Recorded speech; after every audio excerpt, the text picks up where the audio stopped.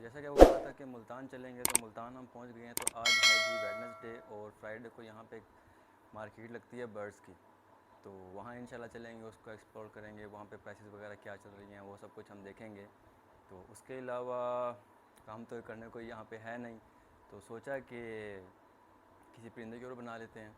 तो काफ़ी देर सोचने के बाद मेरे जहन में आया कि जो तितर फैमिली है ना, जिसमें वाइट तितर भी आता है और ग्रीन तितर जिसको पाकिस्तान में सावा तितर कहा जाता है, उसके अलावा ईरानी तितर भी है।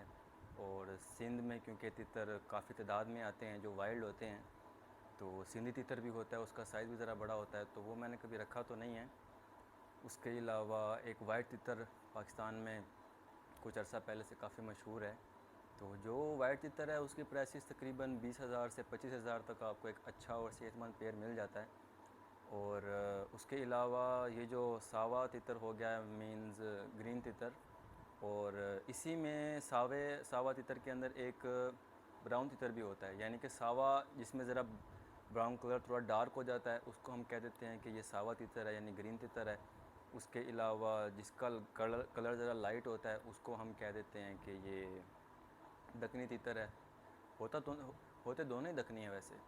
उसके अलावा मेरा तजर्बा जब हुआ तो मैंने तकरीबन, तो आज की जो हमारी वीडियो है ना उसका टॉपिक है ही तितर पे, कि तितर को हम कैसे पालें, उसको खाना वगैरह कैसे कैसे दें, और खाने में उसको क्या क्या चीज़ पसंद है, ग्रीन फूड में क्या क्या चीज़ें पसंद करता है। उसके अलावा बच्चों वगैरह का कैसा ख्याल रखते हैं। मौसम आजकल बच्चों का चल रहा है, तकरीबन इस टाइम सेकंड ब्रीड चल रही है, और तितर का जो एक अच्छा पेयर होता है वो तकरीबन आपको 3 ब्रीड दे के जाता है।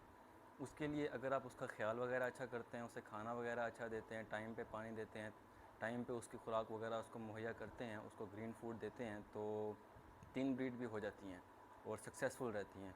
तो अल्हम्दुलिल्लाह फ़र्स्ट ब्रीड तो मेरी सक्सेसफुल रही है। इससे पिछले साल भी मेरे पास इन्होंने अंडे वगैरह दिए थे, मगर कुछ सीन वगैरह ऐसा नहीं था, तो तजर्बा भी नहीं था, क्योंकि लाइफ में मैंने पहली बार रखे थे, तो कोई सिस्टम ऐसा नहीं बना उसका। तो अल्हम्दुलिल्लाह इस बार गलती एक ये भी हुई है, ये मेरा जो है ना तकरीबन थर्ड सेशन चल रहा है तितर का। तो उन्होंने इस बार 5 अंडे दिए हैं, जिनमें से 2 तो ख़राब हो गए हैं, मैं चेक करके आया था। तो 3 हैं उसके अंदर बच्चे मौजूद हैं, उम्मीद है कि उनमें से बच्चे निकल आएंगे। अगर बने तो आपको इंशाल्लाह प्रॉपर्ली मैं दिखाऊंगा भी सही कि क्या क्या इनको डालना चाहिए, कैसे कैसे ये खाते हैं और किस मिकदार में डालना चाहिए, साइज़ वगैरह क्या होना चाहिए। तो मेरा जो तजर्बा रहा है ना अपना, देखें यूट्यूब पे आपको बहुत सारी वीडियोस मिल जाएंगी, वहाँ पे हर बंदा, अगर आप लिखेंगे तितर को खाने के लिए क्या डालना चाहिए, उसकी तरह तरह की वीडियोस निकल आएंगी। तो मेरा जो अपना तजर्बा है ना, तो मैं आपको कहना ये चाह रहा हूँ कि हर इंसान अपना तजर्बा लेके आता है, तो मैं किसी को ब्लेम नहीं करना चाह रहा। कुछ लोग होते हैं कि यहाँ वहाँ से इन्फॉर्मेशन उठाई, उस पर वीडियो बनाई और यूट्यूब पे डाल दी। तो मेरे तरफ ऐसा कुछ नहीं है, क्योंकि मैं जो भी वीडियो में बताता हूँ, जो कुछ आपको दिखाता हूँ, वो सब मेरा पर्सनल एक्सपीरियंस है, ज़ाती एक्सपीरियंस है। तो मैंने पिछले साल तितर का जोड़ा लिया था, जो पहली ब्रीड मेरी आई थी पिछले साल मार्च के अंदर, तो वो सक्सेसफुल नहीं रही थी। तो कुछ मुझे इनका पता भी नहीं था प्रोसीजर वगैरह के बारे में।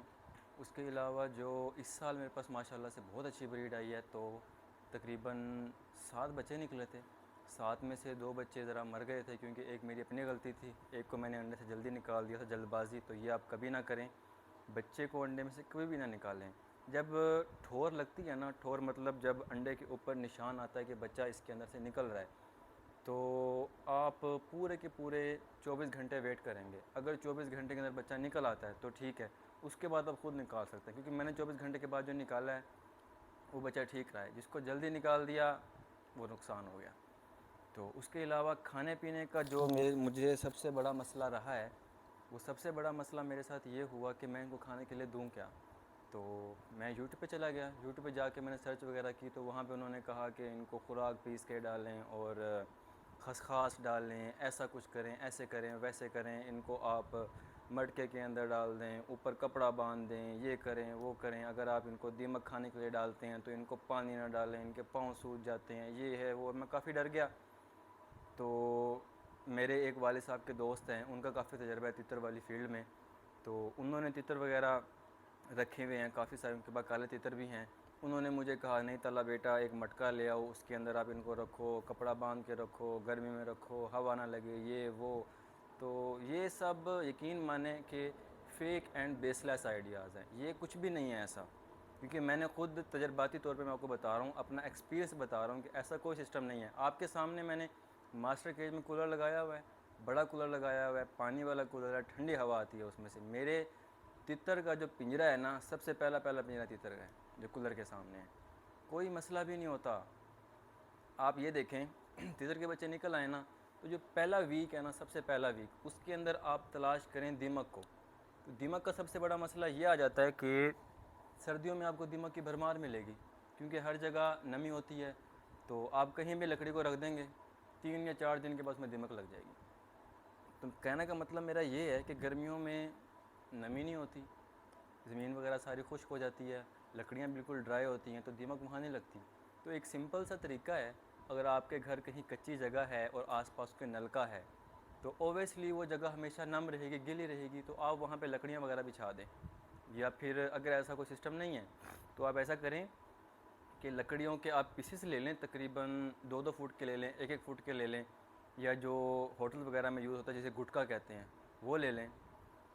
उसको आप ज़मीन में 1-1 इंच खुदाई, नहीं 1 इंच तो नहीं, 3-3 इंच खुदाई करें, उसके अंदर रखें, उसे मिट्टी से दबा दें। बल्कि सबसे पहले उसको गीला करें, फिर उस पर गुटके वगैरह या लकड़ी या फटियाँ जो भी आपके पास इजीली मुयसर हैं, अवेलेबल हैं, उनको आप रखें, उसके ऊपर पानी वगैरह डाल दें, ऊपर मिट्टी से ढक दें। यकीन करें आप 3 से 4 दिन के अंदर उसमें दीमक निकल आएगी। ठीक है, तो बच्चे इसके निकलते हैं ठीक 21 या 22वें दिन तितर के बच्चे निकल आते हैं। तो पहले 2 दिन आपने इन्हें कुछ खाने के लिए नहीं डालना। तो जब आपको पता लगे ना कि 21 या 22 दिन होने वाले हैं, उससे कम में तकरीबन बेशक हफ़्ता पहले रख दें। हफ़्ता पहले रखेंगे तो आपको मिकदार ज़्यादा मिलेगी। तो बच्चों को जो पहला हफ़्ता है ना, उसके 3 दिन तो वह स्किप हो जाएंगे, 3 दिन आपने उन्हें कुछ नहीं डालना। उसके बाद आप उनको दीमक डालें पूरा 1 हफ़्ता, और 1 हफ़्ते में माशाल्लाह से दीमक खाने की वजह से उनका क्या साइज़ इंक्रीज़ होगा वो आप ख़ुद देखेंगे। उसके अलावा खसखास भी आप डाल सकते हैं, खसखास भी खाते हैं। और एक इस बार तो मैंने एक और चीज़ देखी है कि फिंचिज़ को हम डालते हैं कंगनी। कंगनी रेड भी होती है, वाइट भी होती है, तो वाइट कंगनी इन्होंने बहुत शौक़ से खाई है, तो आप इनको वाइट कंगनी भी डालें, ये वो भी खाएंगे। उसके अलावा आप इनको, अगर आपके पास दीमक मुयसर नहीं है तो इसका भी कोई मसला नहीं है, इसका हल भी है हमारे पास। तो इसका जो बेहतरीन हल है ना, वो इसका हल ये है कि आप जो जानवरों को हम खड़ डालते हैं ना, खड़ खड़ कहते हैं उसको ठीक, सॉरी मुझे बोलना नहीं आ रहा ये वर्ड, इंग्लिश में मुझे पता नहीं है क्या कहते हैं इसको। तो खड़ को आप किलो खड़ ले लें, उसको आप उसमें इतना पानी डालें कि वो पानी में बिल्कुल डिप हो जाए, डुबाना नहीं है, बस गीला करना है उसको, बिल्कुल नम हो जाए पूरी की पूरी।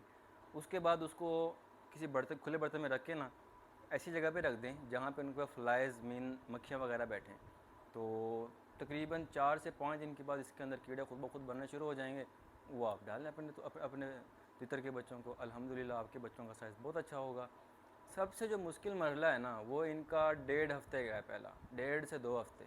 उसके बाद आप इनको जो मर्ज़ी डालें, यकीन करें, इनको आप बाजरा डालें, इनको आप, हाँ एक और चीज़, अगर आप अपने बच्चों का साइज़ जल्दी बड़ा करना चाहते हैं तो उसके लिए आप 14 नंबर खुराक मिलती है मुर्गियों की, उसको पीसने की ज़रूरत भी नहीं है, उसको, उसका भी ऐसा ही हल करें। एक बर्तन लें, उसके अंदर आप पानी डालें और उसको बिल्कुल भिगो दें, जैसे पानी खुराक से ऊपर ना आए, बस भिगो दें उसको। भिगोने के बिल्कुल 5 मिनट के बाद बिल्कुल नरम हो जाएगी और फूल के ऊपर आ जाएगी।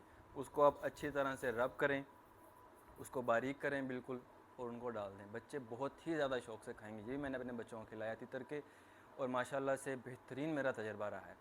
उसके अलावा जो तितर हैं, उनकी जो पसंदीदा से पसंदीदा खुराक है ना, वो ग्रीन मूंगी की दाल है, जिसे हरी मूंगी की दाल कहते हैं, और साबुत नहीं, जो पीसेस में होती है। ठीक है, उसको आप एक रात भिगो के रखें, अगले दिन डालें, एक दाना नहीं बचेगा, सारा का सारा उन्हें खिलाएं। माशाल्लाह से बहुत अच्छा साइज़ बने तितरों का। उसके अलावा आप इनको बाजरा भी डालें, और पुदीना, धनिया, पालक, ग्रीन फूड जितना भी है ना तकरीबन ये सब खाते हैं।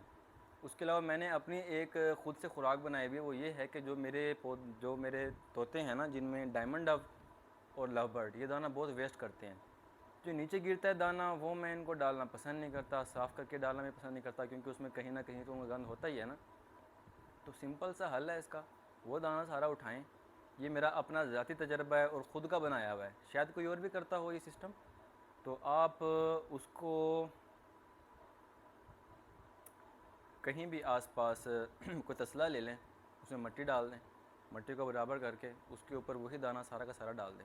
उसको डालने के बाद उसको शावर के ज़रिए पानी गिराएं या वैसे गिरा दें, गीला करके रख दें। ऊपर कोई टाइल का टुकड़ा है या ईंटें वगैरह हैं ना, वो बिछा दें। हफ्ते के बाद जब आप उन ईंटों को या टाइल को उठाओगे तो उसके नीचे जो दाने हैं ना, जितने भी दाने होंगे, सूरजमुखी हो गया, चीना हो गया, कंगनी हो गई, और उसके अलावा क्या दाना होता है, बाजरा हो गया, इन सब में से ना जड़ें और ना वो क्या कहते हैं प्लांट्स वगैरह निकलने शुरू हो जाएंगे। वो इनको डालें, वो इंतहाई शौक़ से खाते हैं ये। मैंने तो खुडे के अंदर ही किया हुआ है, वो गिरा देता हूँ, ऊपर टाइल रख देता हूँ, कुछ दिन के बाद वो टाइल उठाई वो खुद ब खुद निकाल खुद ही खा लेते हैं। तो ग्रीन फूड में जो मर्ज़ी डालें, इनको आप हरा घास डाल सकते हैं, जो शुरू के घास के 3 से 4 दिन का घास होता है ना, इतने साइज़ का। एक तो वो नरम होता है, दूसरा वो हेल्दी भी होता है। तो आप ये सब चीज़ें अपने परिंदों को डालें, तितर वगैरह को डालें, तो बहुत अच्छा रिस्पांस मिलेगा। तो जैसे लोग कहते हैं कि दीमक खिलाने के बाद पानी ना डालो, पानी डालो, कोई मसला भी नहीं है, ना इनके पाँव फूलते ना ये मरते हैं। तो मैंने यही सुना था कि दीमक खिलाने के बाद इनको पानी पिलाना ही नहीं है, और आप यकीन करें कि मैंने उनको दीमक खिलाने के बाद पानी डाला है और वो ऐसे आए हैं जैसे वो पता नहीं कब से प्यासे हैं। डरा मैं भी हूँ, मगर कुछ भी नहीं हुआ। कूलर आपके सामने लगाया हुआ है, तकरीबन कूलर और मेरे जो तितरों का केज है ना, उनमें 3 फुट का डिफरेंस है।